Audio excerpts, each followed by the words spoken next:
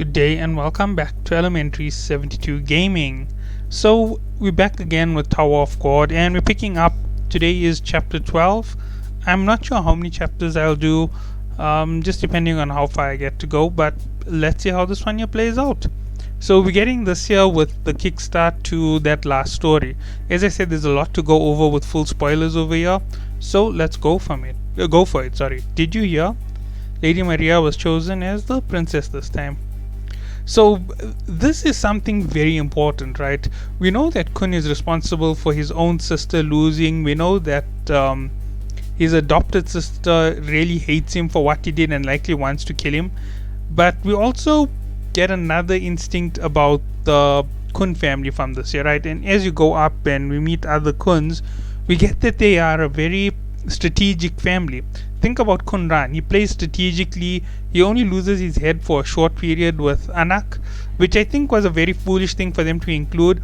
I think he should have beaten Anak really badly, forcing Anak to become, even stronger character later on. And you see the thing with Ran. He's very cool, collected, and calculated, and then he starts becoming emotional and reckless, and he just gets more and more reckless as they keep going up the tower. I think there was a bit of a mistake with the Kun. They should have kept him to that, that prim, proper way that we see AA, Aguero Agnes, behave.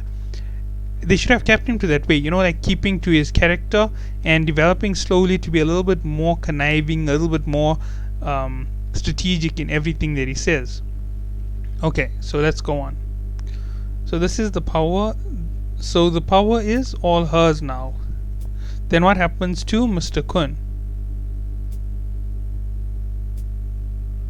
Now this here says something very special. You see, these are other people talking about him, and the way they describe it is like Kun is this super genius even for those who have been kicked out of the family. They're really wondering what's going to happen with Kun. Yes, too bad he was really smart, but isn't he a little scary? We get all of this. You see, Kun is that good when it comes to strategy. He's most definitely on the upper levels of strategy. If you had to actually make him play out the rest of the floors as a light bearer, he'll keep coming up with good strategies to win challenges. And we've seen him do it time and time again. And the moment he knows enough about his enemy, he can win with some crazy tactics. The only times where we see it fail is during the March battle, where he hasn't put in a proper plan. We saw that his teams are absurdly powerful. Think about it. There's Dan. There's Novik from the Grand family, the Ha family. So Novik, Ran, Dan, I think the name is Gustav. All of those were really powerful individuals. The weak one on his team was definitely Rachel, right? And we know that he's carrying her around for a tactic. He wants to extract all the information about what happened to Balm. Then there's Apple and Michael. And those two are extremely gifted individuals as well. Remember, the one is a scout who uses lighthouses. And the other is, if I'm correct, Michael is a fisherman. I'm not 100% sure. He might be a scout as well. But yeah, the team is really, really packed with powerful individuals. No, he's a wave controller, my bad. Michael is a wave controller. So yeah, with all of that, we get this crazy amount of play for him to use on a team. And we see that his team is really gifted. Then he goes to Sweet and Sour and he tries to improve all of their members. He has the hurt Dan in his team, who he uses to pass the test. He has Wagnan, who is really, really weak. He has Iwa, who can't control her power and is really, really powerful. Arc Raptor, who's okay. He doesn't have Teddy Bear because Teddy Bear left the team already. He has Misang, who doesn't know how to use the power. He has Goaseng, who is smart and calculating and just doesn't have enough confidence. And that's the team he was left with in the end, and he still managed to pass. It's a show for himself. And then after that day, we see that he learns to count on more than just one skill. And we see how big of an improvement he makes to Team Sweet and Sour when they show up at the first station for the Hell Train. So yeah, you can imagine how scary he really is. I get goosebumps just from looking into his eyes. Yeah, I know.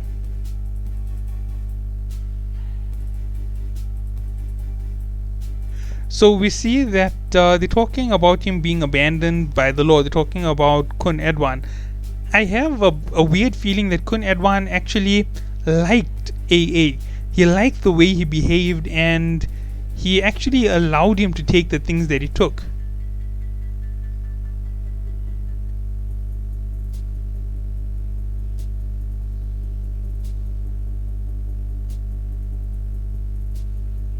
He's worthless now, but isn't that what life is like? His fate is to be discarded like trash. It's a pity just because your sister couldn't be the princess of Jahad. Okay, right. We see all of these insults being thrown.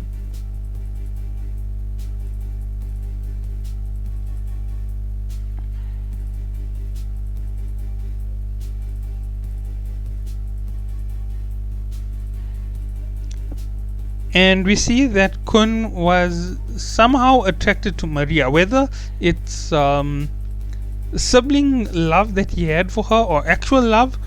I'm not sure. We'll find out later. And I have a feeling that Maria simply used him, right?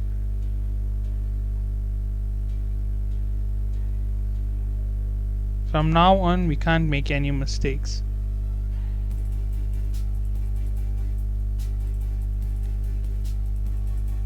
And this here also plays into the fact for this chapter why he is so distrustful, right? And why he knows he can't make any mistakes. And here he says he's sorry, I'm sorry. You see, we see that he has some emotion. Even though he seems heartless, he's actually capable of showing emotion. And we get back to Hansang's exam. I'm actually going to carry this on maybe a bit longer than I should. I'm gonna stop spoiling everything right away and let's go into this test. Okay, yes, it. My name is Han Sang Yu. Okay.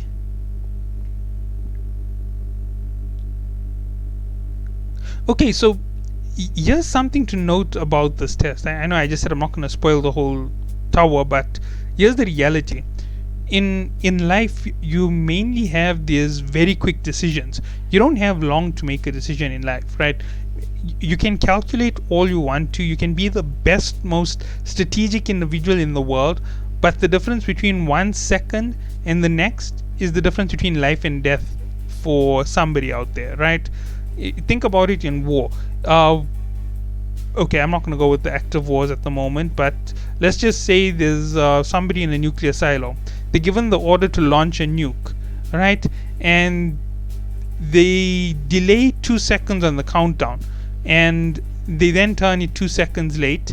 The missile launches, and on the other side, let's say it was another nuclear power. I'm not going to do any of the active warring states at the moment, so I'm not going to give any names. And just because that missile launched 2 seconds late, they managed to click the keys, and the missile which is taking off manages to escape the blast range. So yeah, that 2 seconds allows this missile to get outside of the blast range, and now it's going to hit in their country. 2 seconds cost lives. That is the reality behind it. Even 1 second can cost a life, but that's just the reality of it. You taking a turn into somebody who's in the middle of a mugging and decides to pull a gun and shoot at the robber, you can accidentally get shot. And yeah, that wasn't anybody's fault really, but it was just the difference between a second. If you had delayed, if you had double checked your pocket, you might not have been in the line of that bullet. You get it? That is the reality behind this. This is what this test is teaching them. Never hesitate for a second. Always make your decisions in that split second. You never know whether it's going to be good or bad, but make a decision. It's better to take the risk than to not risk it at all. Okay.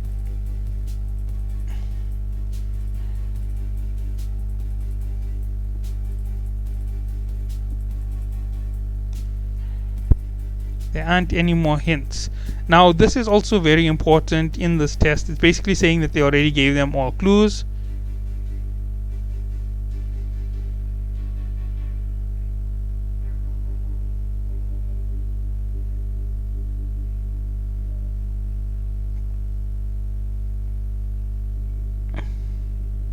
And here we see Rock going crazy. He can't stand the idea of this test. It's not something that is for him.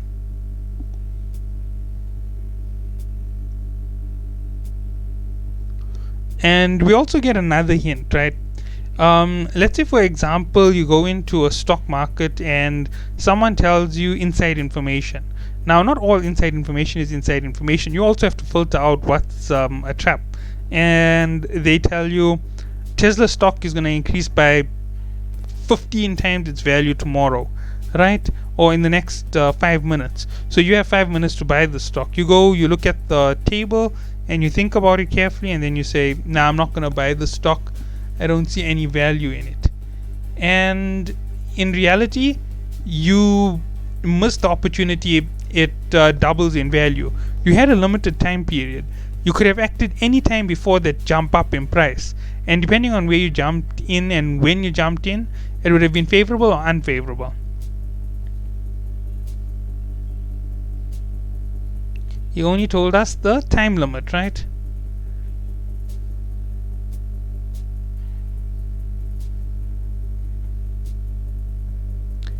And we see that there's a clock here, and we know that the pockets tell time, so you see that okay, here's it, a clock. And here's Han Sang-yu busy with his craziness. We also see that this clock isn't ticking at the right speed. Remember, they have 10 minutes, and we've already seen it start at a different point, and that's 10 minutes already. Right, look at that there. 1, 2, 3, no, that's not 10. That's 15 minutes. Remember, clocks have 3 hands, and generally most clocks only show 2 hands. The second hand is normally invisible.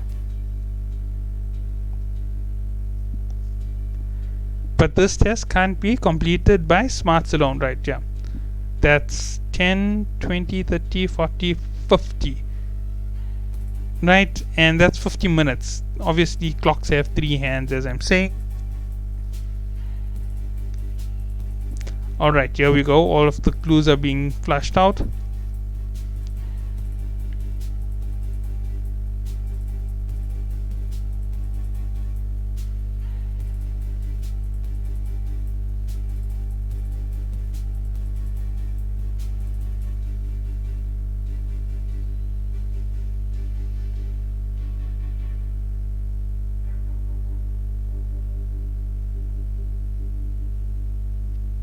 And looking at this clock, we're seeing that the hour needle is moving. It's moving with relation to the amount of time they have. Look at that. Now the hour handle is moving. Actually, I think that's a minute handle. There's no hour handle on this clock.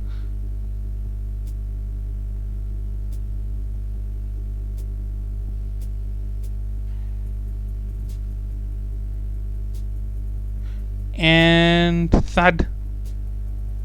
A door was opened. The crocodile. Then isn't it obvious to guess? And that was correct. He actually did something very smart. Now we doomed. And this is something odd. Remember, whatever you do, do it within 5 minutes. This is at 5:01. Right? Remember, he just questioned Rock, so that's a little bit beyond the time limit. It should have shown exactly 5 minutes.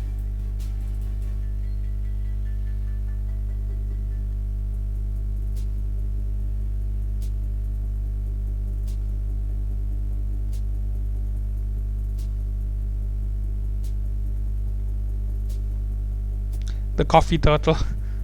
You passed the test.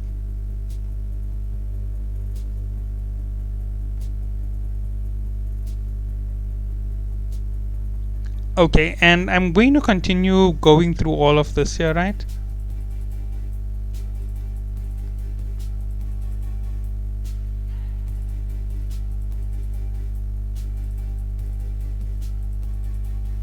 And this is also real for other things in life, right? They're giving you life lessons.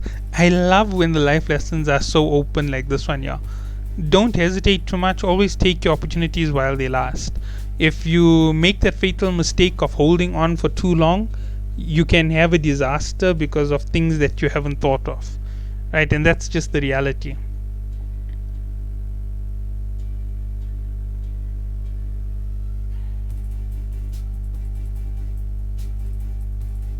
And one more thing, Mr. Kun, your bag looks heavy, huh? So we see that he caught on to the fact that Kun has other people in the bag.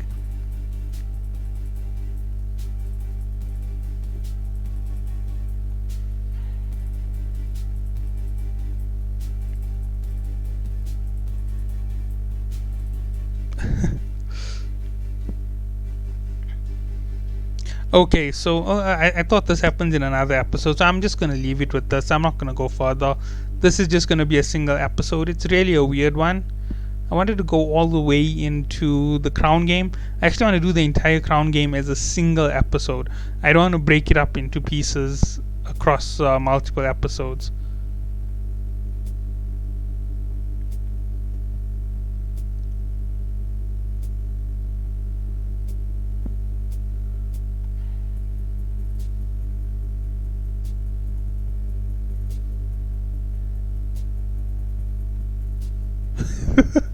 You passed the test.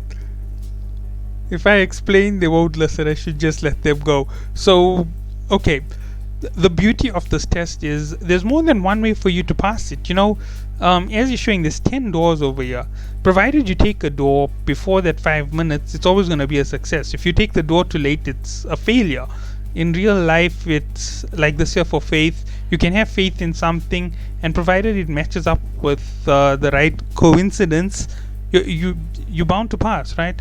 And you can also lack faith and pass it with sheer stupidity, like Rak, or actually Rak did a good guess. This here shows frustration and unwillingness when Laure is forced to make a decision.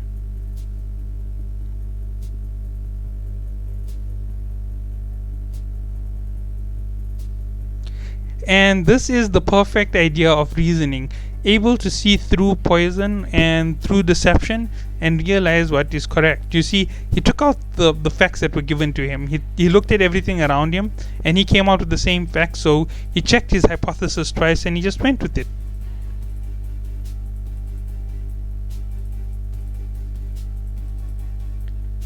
The second hint was the clock up there. I was wondering why it was there, and even though we use pockets in here, 5-minute cycles, right? So it cycles through every 5 minutes. So do it within that time.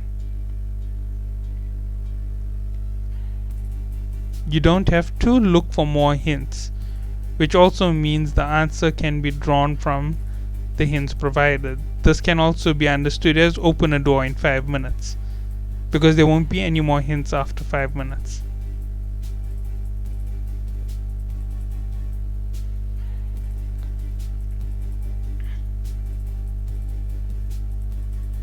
So why did he have them do it? As I said, right?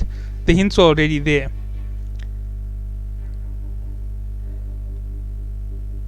One extremely smart but untrusting man almost failed the test because of that hint. You see, our world is filled with so much of deceit that sometimes we fall for these silly little facades and it causes trouble. And you can see a person got through because of faith, another person got through because he was annoyed, and the one who listens to others and doesn't hesitate to choose found all the evidence according to the hints and got the answer. Okay, right, this is a cup of coffee. We know that they're going to use it as a joke in a few seconds. But as I said, someone can give you a drink and they can tell you it's medicine. Placebo effect. You can drink it and you can believe it's medicine and it can work.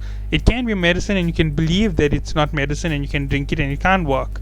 It can be poison and you can drink it believing it's medicine and you can die. But that's all up to you. You just have to have the courage to take a chance with it. It's like everything in life. You have to be willing to take a risk at some time. Sometimes you don't take the risk because the the chances are too low. Like, for example, if the clock wasn't there and they didn't hear the scream and he just gave them, there's no more hints. You have 10 minutes to find your way out. What do you do? There's nothing there. The answer is guess, right? You would have come out to the answer being guess. And there isn't a time limit saying 5 minutes. That 5 minutes was given as a hint with the sound. So yeah, we got all of that.